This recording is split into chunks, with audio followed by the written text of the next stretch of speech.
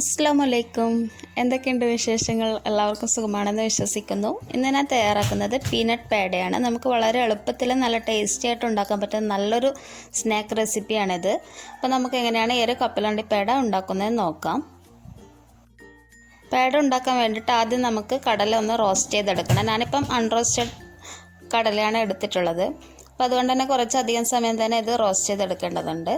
ഞാനിപ്പോൾ 2.5 കപ്പാണ് എടുക്കുന്നത്. നമുക്കിത് ഏത് മെഷർമെൻറ്റ് കപ്പിലും അളന്നെടുക്കാവുന്നതാണ്. ഇനി ഇത് ലോ ഫ്ലെയിമിൽ നന്നായിട്ടൊന്ന് ചൂടാക്കി എടുക്കണം. അപ്പോൾ നമുക്ക് തൊലി കളയാൻ എളുപ്പത്തിന് വേണ്ടിയിട്ടാണ് ഇങ്ങനെ ചെയ്യുന്നത്. ഇപ്പോൾ റോസ്റ്റ് ചെയ്ത കടലയാണെങ്കിലും ഒന്ന് ചെറുതായിട്ടൊന്ന് ചൂടാക്കി എടുത്താൽ മതി. അപ്പോൾ നല്ലോണം ഒന്ന് ചൂടാക്കി എടുക്കണം. കരിഞ്ഞു പോകാതിരിക്കാനൊന്ന് ശ്രദ്ധിക്കണം. അതുകൊണ്ട് ലോ ഫ്ലെയിമിൽ തന്നെ ചെയ്യണം. അപ്പോൾ ഇതിൻ്റെ തൊലിയൊക്കെ ഒന്ന് വിട്ട് വരുന്നുണ്ട്. ഇപ്പോൾ നമ്മളൊന്ന് കയ്യിലെടുത്ത് നോക്കുക. അപ്പോൾ അതിൻ്റെ തൊലിയൊക്കെ ഒന്ന് ഇളകി വരുന്ന ആ ഒരു പാകമാകുമ്പോഴത്തേക്ക് നമുക്ക് പെട്ടെന്ന് തന്നെ ഒന്ന് ഫ്ലെയിം ഒന്ന് ഓഫ് ചെയ്ത് വെക്കാം. അതിനുശേഷം ഈ ഒരു പാനിൽ തന്നെ വെച്ചിരിക്കരുത്. ഇത് ചൂടാറിയിട്ടൊന്ന് തൊലി കളഞ്ഞ് മാറ്റി വെക്കാം. അടുത്തതായിട്ട് നമുക്ക് ഇതിലേക്കൊരു പഞ്ചസാര പാനി തയ്യാറാക്കണം. ഇതിന് വേണ്ടിയിട്ട് 1.25 കപ്പ് വെള്ളം ചേർത്ത് കൊടുത്തിട്ടുണ്ട്. ഈ വെള്ളം തിളച്ച് വരുന്ന സമയം കൊണ്ട് നമുക്ക് ഈ കടല ഒന്ന് പൊടിച്ചെടുക്കാം. മിക്സിയിലേക്ക് ചേർത്തിട്ട് പതുക്കെ ആയിട്ടൊന്ന് പൊടിച്ചെടുക്കാൻ വേണ്ടിയിട്ട് ശ്രദ്ധിക്കണം. ഇനി വെള്ളം തിളച്ച് വരുമ്പോൾ തന്നെ ഞാനിപ്പോൾ 1.25 കപ്പ് പഞ്ചസാര കൂടി ചേർത്ത് കൊടുക്കുന്നുണ്ട്. ഇത് ചേർത്തിട്ട് നന്നായിട്ട് തന്നെ ഒന്ന് തിളപ്പിച്ചെടുക്കുക. ഇത് നമുക്ക് ഹൈ ഫ്ലെയിമിൽ തന്നെ ചെയ്താൽ മതി. നല്ലോണം ഒന്ന് തിളച്ച് വരുന്നുണ്ട്. പിന്നെ കുറച്ച് സമയം കഴിഞ്ഞിട്ട് ഇതൊന്ന് ഒട്ടൽ വരുന്നതിന് മുന്നേ ആയിട്ട് തന്നെ നമുക്ക് ഇതിലോട്ടേക്ക് ഈ ഒരു കടല ചേർത്ത് കൊടുക്കാം.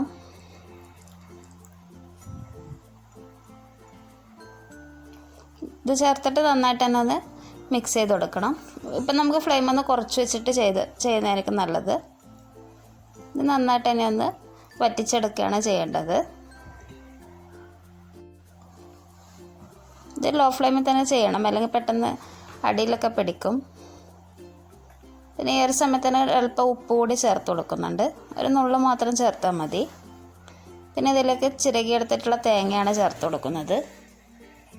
ഇതിപ്പോൾ 1.5 കപ്പ് തേങ്ങയാണ് ഞാനിപ്പം ചേർക്കുന്നത്. ഇത് ചേർത്തിട്ട് നന്നായിട്ട് തന്നെ ഒന്ന് ഇളക്കി കൊടുക്കുക. ഞാനിപ്പോൾ കുറച്ച് ഫുഡ് കളർ ചേർക്കുന്നുണ്ട്. ഒരു പിഞ്ച് മാത്രം ചേർത്താൽ മതി. ഇതൊന്നും നിർബന്ധമില്ല, വേണമെങ്കിൽ ചെയ്താൽ മതി. ഇതും ചേർത്തിട്ട് നന്നായിട്ട് തന്നെ ഇതൊന്ന് ഇളക്കി കൊടുക്കുക. ഇപ്പോൾ ഇതിലുള്ള വെള്ളമൊക്കെ ഒന്ന് വറ്റി വരുന്ന സമയത്ത് നമുക്ക് ഏലക്കപ്പൊടി ചേർത്ത് കൊടുക്കുക. ഇതിപ്പോൾ പഞ്ചസാര ചേർത്തിട്ട് പൊടിച്ചെടുത്തിട്ടുള്ളതാണ്. അപ്പോൾ നമുക്ക് നന്നായിട്ട് പൊടിച്ചെടുക്കാൻ വേണ്ടിയിട്ട് സാധിക്കും. അപ്പോൾ അതും ചേർത്ത് നന്നായിട്ടൊന്ന് മിക്സ് ചെയ്ത് കൊടുക്കുക. പിന്നെ ഇത് പാനിൽ നിന്ന് വിട്ട് വരാൻ തുടങ്ങുന്ന സമയത്ത് തന്നെ കുറച്ച് നെയ്യ് ചേർത്ത് കൊടുക്കാം. 1/2 ടീസ്പൂണൊക്കെ ചേർത്താൽ മതി. നിലക്കടലൊക്കെ ഓൾറെഡി ഓയിൽ കണ്ടൻ്റൊക്കെ ഉണ്ടാവുമല്ലോ, അതുകൊണ്ട് കൂടുതൽ നെയ്യൊന്നും ചേർക്കുന്നില്ല. ഇതിപ്പോൾ ഒന്ന് ഒരു വൈറ്റ് കളറായി വരുന്ന ഒരു സമയത്ത് തന്നെ നമുക്ക് ഇത് ചൂടാറാൻ വേണ്ടിയിട്ട് മാറ്റി വെക്കാം. ഇത് ചൂടാറി വരുന്ന സമയം കൊണ്ട് തന്നെ ഇതിലേക്ക് പാൽപ്പൊടി ചേർത്ത് കൊടുക്കുക. ഞാനിപ്പം 3 ടേബിൾ സ്പൂണാണ് മൊത്തത്തിൽ ചേർത്ത് കൊടുക്കുന്നത്. അതങ്ങനെ നോക്കിയിട്ട് ചേർക്കുക. നന്നായിട്ടൊന്ന് കുഴച്ചെടുക്കുക.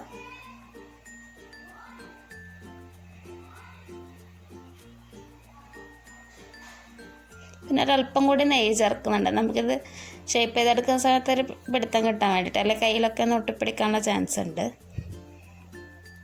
ഇതും ചേർത്തിട്ട് നന്നായിട്ടൊന്ന് കുഴച്ചെടുക്കുക. പിന്നെ ഇതിനെ ബോൾസാക്കി എടുക്കണം. ഒരു മീഡിയം സൈസ് വലുപ്പത്തിലുള്ള ബോൾസാക്കിയിട്ട് അങ്ങനെ എടുത്താൽ മതി. അടുത്തത് നമുക്ക് ഈ ഒരു ഡോ എടുത്തിട്ട് ബട്ടർ പേപ്പറിന് മുകളിൽ വെച്ച് കൊടുക്കുക. അതിനുശേഷം ബട്ടർ പേപ്പർ വെച്ചിട്ട് തന്നെ ഇതൊന്ന് മൂടി വെച്ചിട്ട് കൈ കൊണ്ട് നന്നായിട്ടൊന്ന് പ്രസ് ചെയ്തെടുത്താൽ മതി. ഇപ്പോൾ എല്ലാ ഭാഗത്തും ഒരേ രീതിയിൽ അങ്ങനെ പ്രസ് ചെയ്തെടുക്കണം. ഇപ്പോൾ കൈ കൊണ്ട് ചെയ്യാൻ ബുദ്ധിമുട്ടുള്ളവർക്ക് ചപ്പാത്തിക്കോല് ഉപയോഗിച്ചിട്ടും ചെയ്യാവുന്നതാണ്. ഏത് രീതിയാലും കുഴപ്പമില്ല. എല്ലാ ഭാഗത്തും ഒരേ രീതിയിൽ, കൂടുതൽ നേരിയതാവരുത്, അതൊന്ന് ശ്രദ്ധിക്കണം. ഒന്ന് ഷേപ്പ് ചെയ്തെടുക്കുക. പിന്നെ ഞാനിപ്പോൾ കുക്കീസ് കട്ടറിൽ കുറച്ച് നെയ്യ് തടവിയിട്ടുണ്ട്. അപ്പോൾ അത് ഉപയോഗിച്ചിട്ട് ആണ് ഇത് കട്ട് ചെയ്തെടുക്കുന്നത്. ഈ വീഡിയോ കാണുന്ന രീതിയിൽ ഒന്ന് ചെയ്തെടുക്കുക.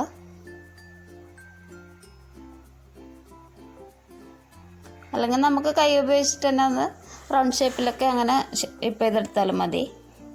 നമുക്ക് ഏത് രീതിയാണോ ഇഷ്ടം ആ ഒരു രീതിയിൽ ചെയ്യാം. പിന്നെ ഇത് നമുക്ക് ഫ്രിഡ്ജിൽ വെക്കണം. അപ്പോൾ അതിന് വേണ്ടിയിട്ട് ബട്ടർ പേപ്പറിന് മുകളിൽ ഈ ഒരു പേട വെച്ച് കൊടുക്കുക.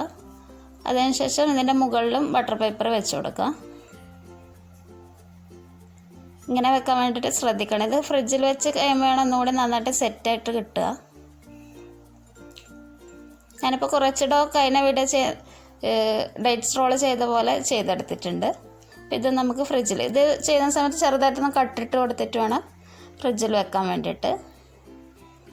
ഞാനിപ്പോൾ ഒരു ദിവസം വെക്കുന്നുണ്ട്. നമുക്ക് പേട എങ്ങനെയുണ്ടെന്ന് നോക്കാം. ഇത് നല്ല സെറ്റായിട്ട് വന്നിട്ടുണ്ട്. നമുക്കിതൊന്ന് നോക്കാം. നല്ല സോഫ്റ്റായിട്ട് വന്നിട്ടുണ്ട്. നല്ല ടേസ്റ്റി ആയിട്ടുള്ള നമ്മുടെ ഈ ഒരു പേട റെഡി ആയിട്ടുണ്ട്. എല്ലാവർക്കും ഉണ്ടാക്കാൻ പറ്റും നല്ലൊരു ഈസി റെസിപ്പി തന്നെയാണിത്. നമ്മുടെ ചാനൽ ആദ്യമായിട്ട് കാണുന്നവരുണ്ടെങ്കിൽ വീഡിയോസൊക്കെ ഇഷ്ടപ്പെടുന്നുണ്ടെങ്കിൽ ഒന്ന് സബ്സ്ക്രൈബ് ചെയ്യുക, വീഡിയോ ഷെയർ ചെയ്യുക. താങ്ക്